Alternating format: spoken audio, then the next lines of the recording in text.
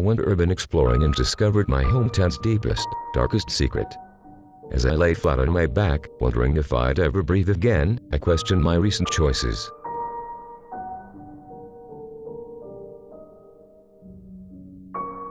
I was a truck driver by day. I drove one of the smaller box trucks making deliveries. But that didn't keep me off the interstates. Twice a week I took the long trip for supplies. Driving on the interstate with all the idiots made me want to do terrible things to people. Like when some grandma was sitting in the passing lane for an hour with her cruise control set on 47 and no one could pass her. When I got to a city the traffic intensified. Being stuck with the other 4 lanes of law-abiding traffic for a half hour and watching helplessly as these arrogant drivers in their BMWs and Mercedes decided to pass everyone on the berm because they're too important to wait like the rest of us, made me think of doing some bodily harm to some idiot drivers. As I was heading back from my stressful trip, this idiot in a big rib decided that I was in his lane.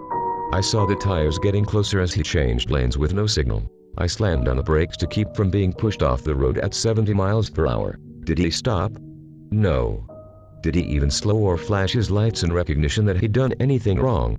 Of course not. I stared in rage at the truck that was pulling away from me and suddenly I felt my foot pressing harder on the gas pedal. I caught up to him and honked my horn so he would look at me. Then I gave him the finger and swerved into his lane. He swerved away from me. I didn't need to be able to read lips to tell the kind of language he was using. He swerved back and I had to go into the passing lane to avoid him. In doing so, I almost sideswiped a minivan I hadn't noticed. They managed to avoid me, but that was when I came to my senses and realized what I was doing. I hit the brakes and pulled over to the side of the road. I put the truck in park and turned it off. I sat there shaking at the thought of how dangerous and stupid I'd been. It was then I realized I needed a vacation. It had been 2 years since I'd taken one. And the incident showed me that the job was getting to me. I had lots of time to think about it and I knew exactly where I wanted to go. You know how there are things you always wanted but you put them off because you don't have time? That was the thing I'd planned on doing to regain my perspective. I used to live in a small town when I was a kid. We lived on a side road of town where there wasn't much traffic, but we could see down in the main bridge crossing the river. Like anything else, you grow up in a small town seeing certain things and taking them for granted. There was a house beside us that was run down. I don't ever remember seeing anyone enter or leave it. In the backyard, there was a car that sat outside the garage under a tarp where you could see the taillights in the back end. It never dawned on me until I left, grew up, and learned some things. When I came back I realized that the car that was sitting there rusting apart was a 1967 Shelby GT 500 Mustang. Like other things you grow up thinking it was an old rusty car, not realizing until later just how special it was. There was a building a few blocks up from where we lived that we would pass on our way to the store. It never dawned on me that it was anything special. After I grew up and came back, I found out it was a mental hospital. By the time, it had already been abandoned. But with my urban explorer sensibilities, I felt the compulsion to go in and see this building that used to be so well kept which now stood empty and deteriorating. I walked up to the corner and stopped to take in the sight of the weeds growing and windows that were boarded up. I felt like I had to see what was inside. I had looked it up online and found a few interesting articles about it, but strangely none that went in depth. I ignored the assertion that the place was haunted. Many articles alluded to abandoned places being haunted. It increased the interest in the article and therefore the click rate. I had packed my backpack with the usual supplies and rented a hotel room on the edge of town. I parked in the parking lot and walked 3 blocks up to the building. I didn't want to have a car sitting outside the building if people got suspicious. Urban exploring can be dangerous and, in some cases, illegal, so it's usually good to keep a low profile. As I walked up to it, the detritus and weeds greeted me. The entire building was made of yellow bricks, including the staircase. This made me chuckle. First of all, wondering how in the world anyone could justify that. Even if it rained, they would get slick as snot. Secondly, my vivid imagination thought, I wonder if this is where Dorothy ended up. I started up the stairs looking for the spots that weren't about to collapse and made it to the front porch. There were some boards that looked a little dodgy, so I avoided them as I made my way around the maze of rotten wood. I finally got to the front door, which of course was locked and had a no trespassing sign on it. Any good urban explorer will tell you is more of a guideline than a rule. I shuffled my way carefully along the few good remaining boards on the porch and made it over to a boarded up window. I pushed on the board and it was pretty solid. So, I shuffled my way over to the other side to a board that looked like it had a small hole in it. I glanced around to make sure no one was looking before giving the moldy board a yank. It didn't come off of the first pull, but did give enough to encourage me to try several more times before finally pulling it free. I ducked as the moldy splinters that held it into the frame showered down on me. I pulled the board off and set it down, feeling a sense of accomplishment only to be confronted by what remained of the window. I pushed the remainder of the glass out of the frame and climbed inside. What immediately struck me was the stench. It was part mold and part some type of decay. I reached into my backpack and pulled out my respirator mask and goggles. Next, I put on my gloves and snapped my body camera into place. I chuckled. Whenever I put these accessories on, I felt like an astronaut exploring an alien world. The dust floating past the windows lit up as rays of sunshine penetrated the room. I stepped inside and stood in what looked like a reception area. There were old pots that had once held healthy, vibrant plants. But now they were just tendrils of decay laying on the floor. There was a small reception desk that hadn't fared much better. The wood had curled up and was beginning to fall apart. I pulled out my phone and snapped a few pictures before testing a floor down the main hallway. It seemed like the boards inside the building had fared better than those on the outside. But I knew not to take anything for granted. What looked like a sturdy board could collapse at any time, leaving me falling to an unknown fate. Every step I took made a threatening creak, but as of yet, I hadn't seen any holes in the floor. Aside from the floorboards creaking, it was solid as a tomb. It was rather unnerving. The place was on the outskirts of town, like my former home, and it was only a few blocks away from the freeway, yet I couldn't hear any noises from outside. It was like someone had placed a giant bubble over the place. As I proceeded down the hallway, I glanced into one of the rooms. It was nothing extraordinary.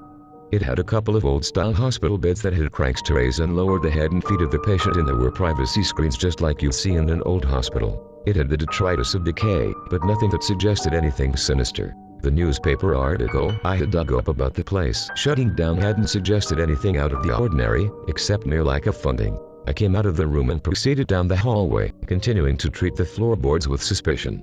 The next room held more of the same. A quick scan revealed nothing extraordinary. The next several rooms were similar. They were patient examination rooms of a very generic design. I felt like someone was watching me. I could feel their eyes boring into the back of my skull, but every time I would whip around, no one was there. I chalked it up to the creepy environment and hearing my own breath through the mask. The end of the hall presented me with a choice. There was a set of stairs that went up and down. I hesitated for a moment before choosing up. I switched on my headlight and took the stairs slowly one at a time. Aside from the creaks, they seemed sturdy enough. I gripped the handrail tightly as I rose. When I turned the corner, I was met with an unpleasant surprise. There was a large hole in the middle of the stairs. I snapped a picture with my phone, then leaned forward and examined it closely. It didn't seem to be caused by dry rot. It looked like someone had taken a giant ice cream scoop and scooped out a perfect circle of stairs. I reached down and felt the edges. Surprisingly, they were perfectly smooth. No splinters, no rough spots whatsoever. The hole was only a foot across. There were 2 steps that were affected. I eyed the stairs above the hole, and they seemed sturdy. I thought for a long moment, calculating the risks, before I grabbed the rail, bent at the knees, then jumped. I cleared both steps, landing on the one above the anomaly, with my balance teetering for a moment until I pulled on the handrail to steady myself. That was the exact moment when the railing decided it had done its duty long enough. The screws came loose from the wall, sending me sprawling back down the stairs. I sailed over the hole, landing on the step below it and bouncing the rest of the way down to the landing. I lay there for a moment amid the cloud of dust that descended on me, checking to make sure everything still worked and nothing was broken. I rose, dusted myself off, and made a run up the stairs 2 at a time until I leapt over the hole, landing above it and continuing my momentum the rest of the way up to the top of the stairs. When I got there, I paused and turned to look back down like I had just made it up Everest. I pumped my fists in the air and spun around like Rocky on the steps of City Hall. When my foot came too close to the edge, I nearly tumbled back down the stairs. I decided I had celebrated enough. I opened the door to the upstairs hallway, and it emanated a loud creak as you'd hear in every scary movie. I wondered if that would set the tone for this floor. I stepped out into the hallway and the first thing I noticed was movement. I froze. Something had darted into one of the rooms as soon as I stepped into the hallway. I was rapidly becoming less excited about my vacation choice, but decided it was probably a raccoon or some other animal that had made its home inside the deteriorating building. The problem was, even if that was true, a cornered animal can be dangerous. After mentally flipping a coin, I decided to continue my exploration. As tempted as I was to rewind the footage on the body cam and see exactly what it was, I pushed ahead figuring I would find out eventually. The rooms on this floor were smaller and more comfortable. There were chairs beside each hospital bed, and there were pictures on the wall. It seemed like this was a higher class room meant for long-term stays. I looked at one of the pictures. It was a painting of a severe-looking woman. Judging by her painting, she had never cracked a smile in her life. The next several rooms held this same pattern. The same comfort level and pictures on the wall. It was like they were surrounding the patients with the thought of these people in the pictures watching over them. It was creepy, but I guess when these rooms were in use, it wasn't common to have a television in each room. What was even creepier was the pictures had those eyes that seemed to follow you wherever you go. I swore I saw the eyes moving in one of the pictures, but I was sure it was just my imagination. After experiencing a room full of glaring pictures, I passed the next several rooms with merely a glance inside. They looked the same anyway, so my anxiety justified avoiding yet another stare down. I came to the end of the hall and looked out the window. It was odd seeing the street from this point of view. As I panned around, I noticed an old man dressed in shabby clothes standing on the sidewalk. Nothing about him was particularly odd except he was staring at me. I looked twice to make sure I hadn't seen it wrong. But it was definite, he was staring directly at me. We locked eyes and something passed between us. I had the feeling this man was important. Perhaps he was somehow connected to this place. He smiled, then turned and started walking up the street. I suddenly felt like I had to talk to him. I ran to the end of the hall and bounded down the stairs. I tore down the main hallway toward the front door. In my excitement, I forgot about the weak spots in the floor and stepped on one. It instantly collapsed from under me, leaving me grasping at falling pieces of wood. I tumbled through empty air and landed flat on my back. The wind escaped me and I struggled to breathe as I lay there in pain looking up at the large opening in the ceiling. It was right then that I questioned my sanity for choosing this as a vacation. I was tempted to rip my mask off but resisted the urge. Being in the basement, if that's where I was, would be the most likely place to encounter all kinds of mold and other things I didn't want crawling around inside my lungs. At the moment I couldn't move, let alone rip my mask off. All I could do was feel the pain shooting through me and listen to the raspy breath struggling to get into and out of my mask. I sounded a little like Darth Vader just before he died. That was a comforting thought. Seconds ticked by like they were stuck in mud as I waited for my breath to return and the pain to abate. I whiled away the time by trying to move and make sure nothing was broken. After what seemed like an eternity, I ended my evaluation by announcing to myself that the only thing truly hurt was my pride. I slowly sat up and pushed the broken wood pieces off me while patting my flashlight around this new environment. The first thing I saw was a row of old-style washing machines that had rollers to squeeze the clothes through. They were lined up against a wall that was decorated with cobwebs and looked like it had streams of rust starting where the pipes ran down the wall to the machines. As I stood and started walking, I was nearly decapitated by a rope hanging from the ceiling. In fact, there were several ropes hanging in lines. They must have been for drying the clothes when the weather was bad. I followed the hallway and found it less refined than the upstairs. The walls were made of rough-hewn wood. The rooms reminded me of coal bins. I came to an old rusty door that was partway open. I tried to stick my head in and see what was inside, but it wouldn't fit. I gave a solid tug on the door and it opened a foot or so, but rust rained down on me. I suppose the door hadn't been opened in a while. I stepped inside and patted my light around. In the corner, I saw a pair of glowing eyes staring at me. I backed up and bumped into the door, causing another rain of rust. The thing wasn't huge. It reminded me of an opossum or raccoon, except it had no hair. Calling it a giant naked rat wouldn't have been too far off. The room itself appeared to be a maintenance closet. As I panned around the room then back, I noticed the eyes were gone. That sent me into a full panic.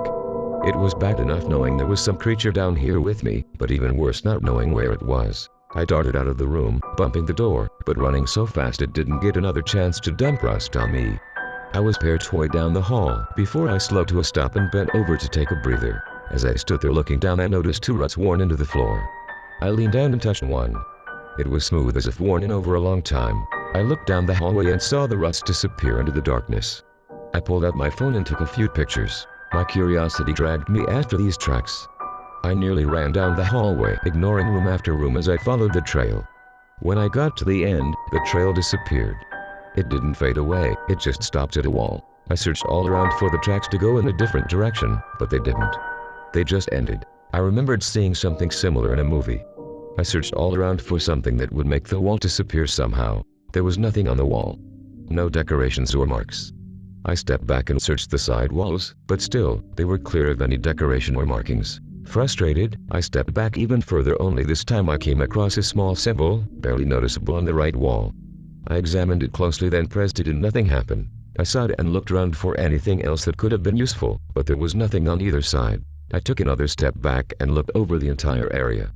The symbol was around 7 feet away from the wall.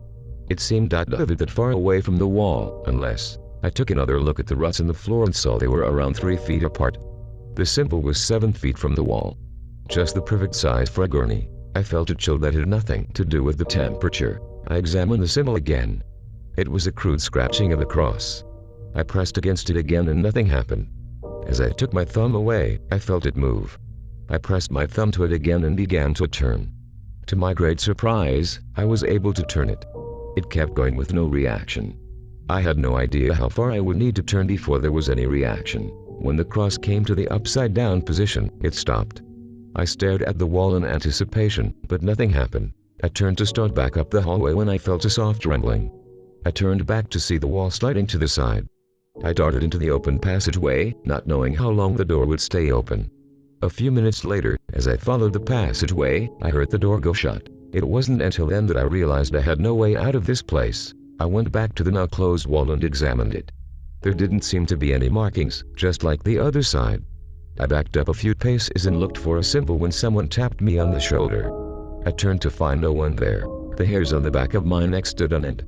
I stopped looking for the symbol and started quickly walking down the hall, hoping to get away from here or whatever it was that tapped me. I wasn't a huge believer in the supernatural, but I didn't discount it either. If someone wanted to get me, they would have to chase me. The flashlight mounted on my head began bouncing as I jogged away, making shadows dance across my path. Just as I slowed down and convinced myself I had been stupid to run, someone tapped me on the shoulder again. I turned around but no one was there. This time, I didn't mess around, I took off at a full run. During the daytime, outside, if someone had tapped me and no one was there, I would have just brushed it off as weird and walked away. Inside a creepy tunnel underneath what used to be a mental hospital, I wanted out. Sometimes the only way out is through. There was no way I was going back to the wall/door again unless I had no choice. My mask began to fog up as my breathing became more labored from running. I had run flat out for over a minute and was winded. The mask wasn't exactly helping, but I didn't dare take it off. I had no idea how long it had been since this passageway had felt fresh air and I had no desire to suck up lungfuls of mold and who knows what else. I slowed to a stop and fell to my knees, exhausted, gasping for air. I fought with every ounce of determination in me not to rip the mask off. In the meantime, my back sent me painful reminders of the little tumble through the floor that happened not so long ago. It took a good 10 minutes for me to recover and breathe normally. Just as I was about to get up, I felt the tapping again. This time, exhaustion won over terror. I turned to find no one there as before. I took the light off my head and shined it down on the offending shoulder only to find the biggest spider I'd ever seen in my life sitting there. I freaked out and swatted it away, tracking it with my light. It landed light as a feather on the dirt floor a few feet away and just sat there. I stared at it for the longest time, waiting for it to leap at me and attack. But after a few minutes, it turned around and scuttled off as if it was bored. Once it was out of sight, I put the light back on my head and continued down the rough-hewn hallway. At first, I whipped around every 10 feet or so to make sure my former passenger wasn't sneaking up on me. After a few times without a trace of it, I stopped looking. As I plodded through the tunnel, I examined the walls. Aside from the occasional cobweb, there was nothing on the walls at all. This struck me as odd that there would be no lights, not even the occasional metal bracket to hold a wooden torch. It was as if whoever traversed this tunnel was on their own. I shone my light at the floor and the ruts were still there. It seemed like a long distance to travel if someone was sick and needed treatment, and it was going away from the hospital. It didn't make sense, unless suddenly it became clear exactly what my destination was. I was heading for the morgue. I shone my light down the middle of the tunnel, but it didn't light anything. Wherever the end was, I still wasn't close enough to see it. I wasn't sure what I expected to see, but it wasn't going to be for a while. My mind held a tug of war, go forward or go back. In the end, it was the explorer in me that won out.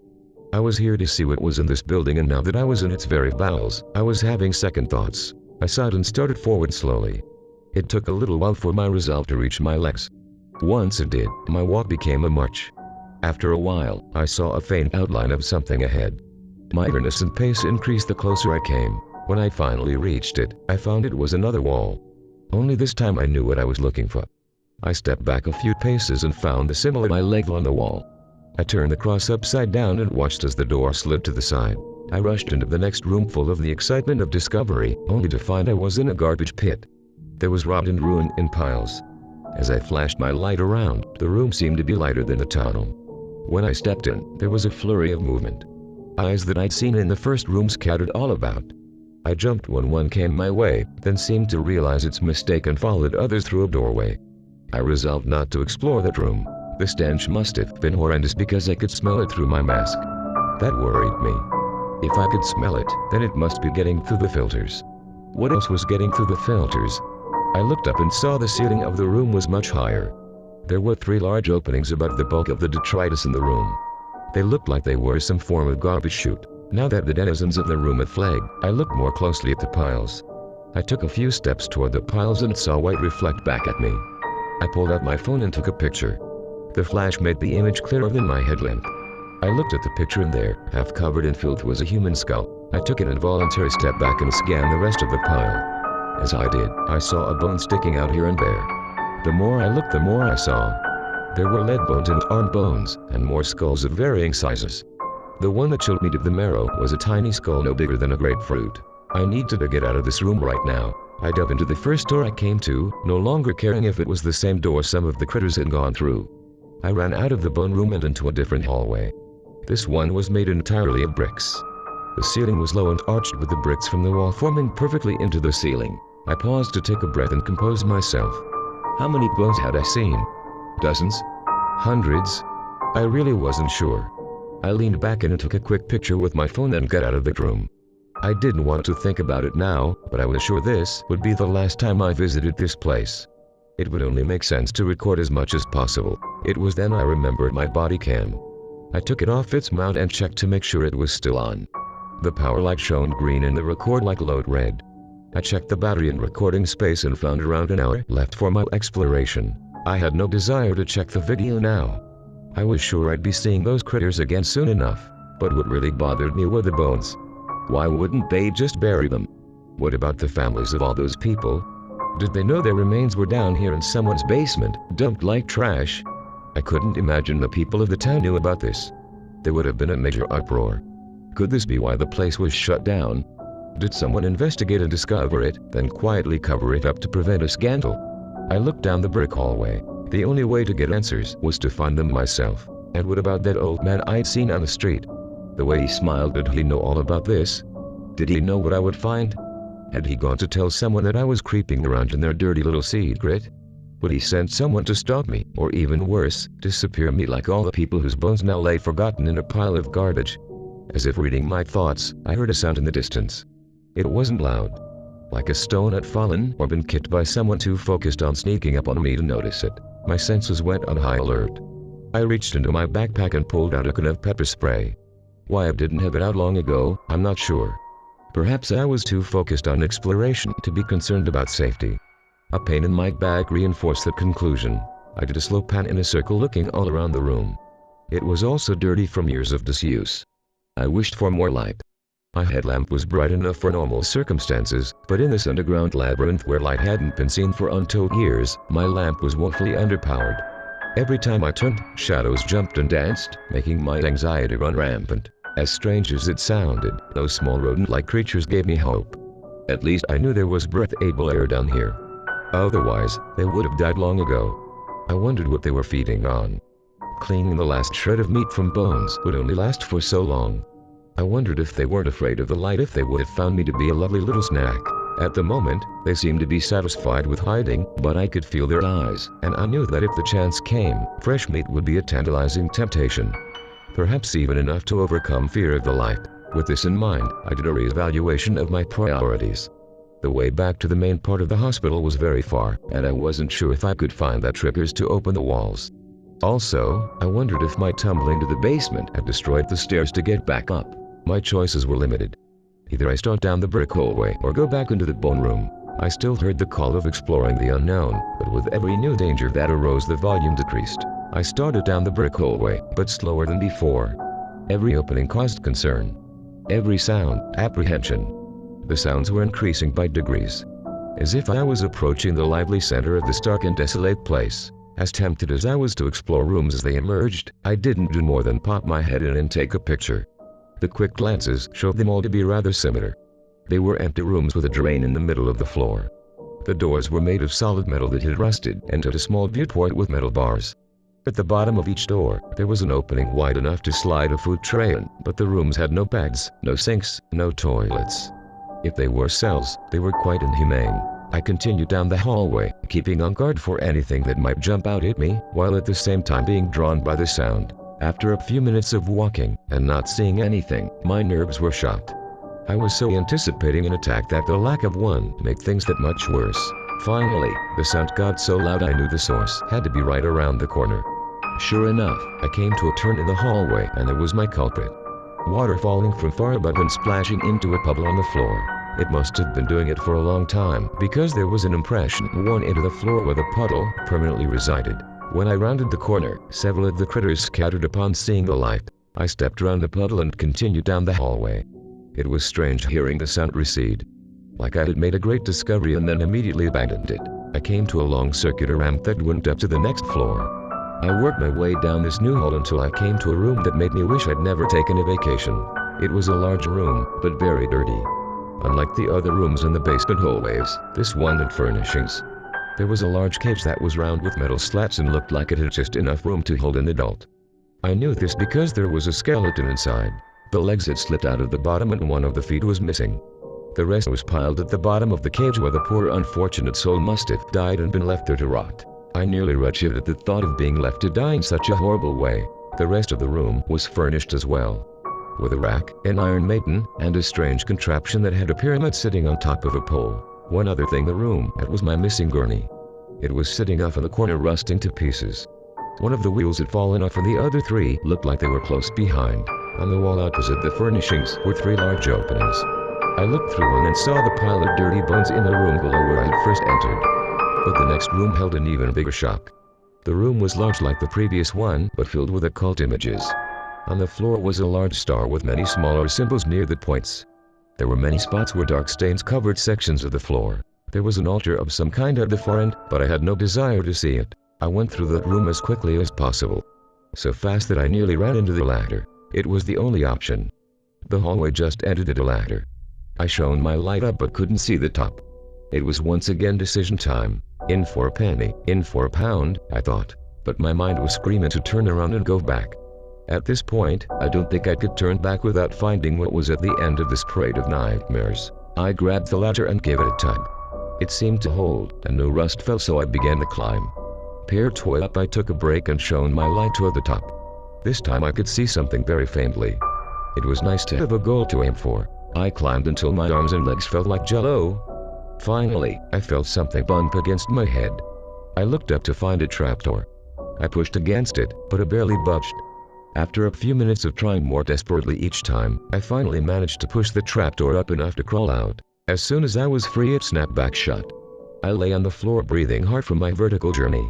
After a few minutes, I gathered myself and got up to find out where I was.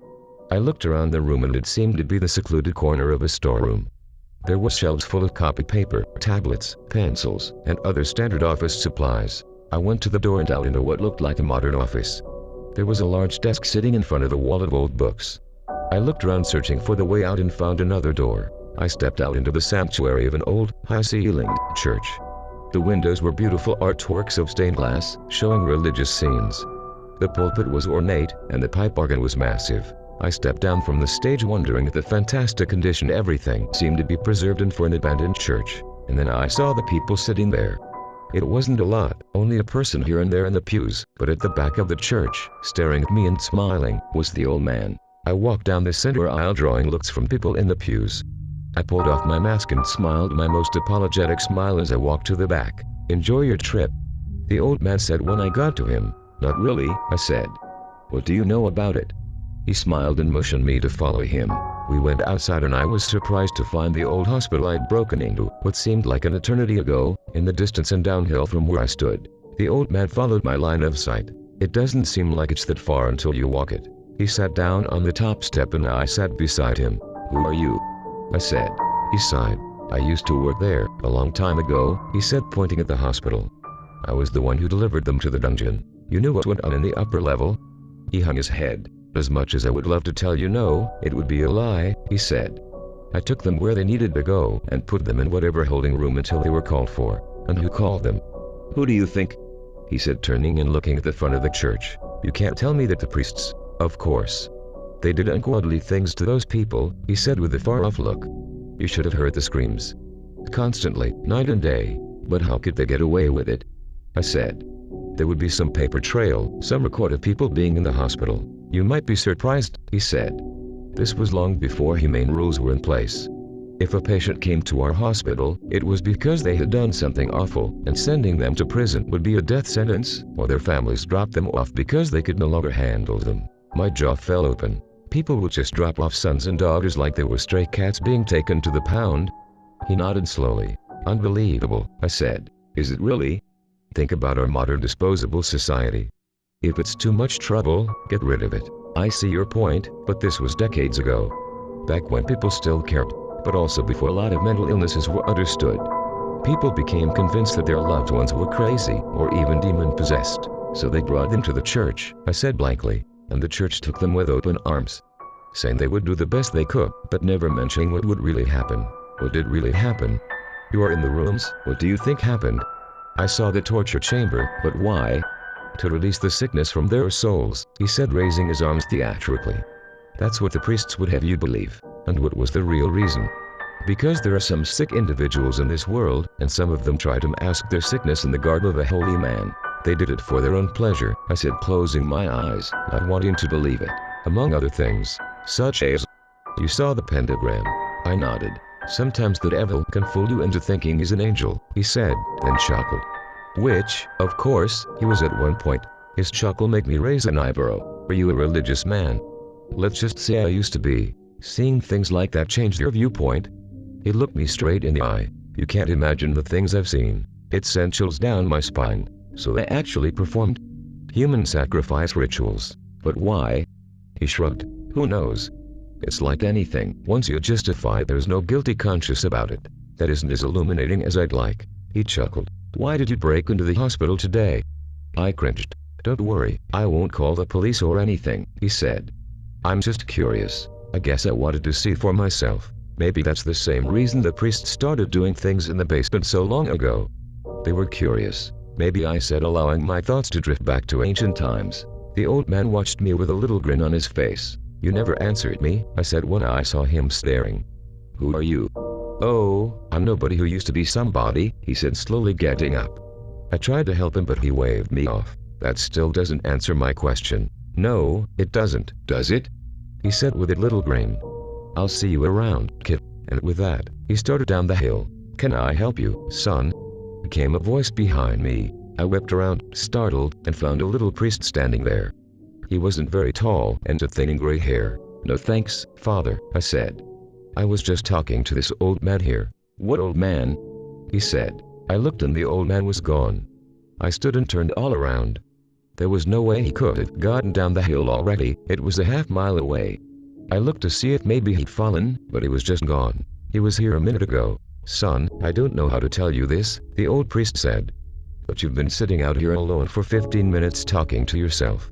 I watched to see if you were okay. He pointed toward the church, and there was an open window that he must have looked through. That can't be, I said, mostly to myself. He smiled and put his hand on my shoulder. You wouldn't be the first to be confused about things, he said. Why don't you come back inside, and we'll talk. Maybe I can help you. I looked down at the grin on his face. On the surface, it seemed friendly, but knowing what was beneath the church. No thanks, father, I said.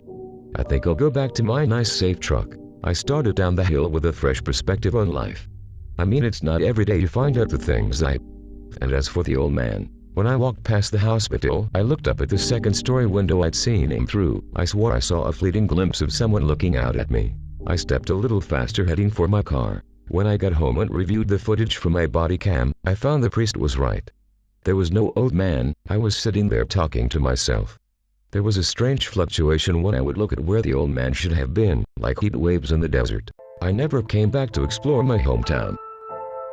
Some things are better left alone.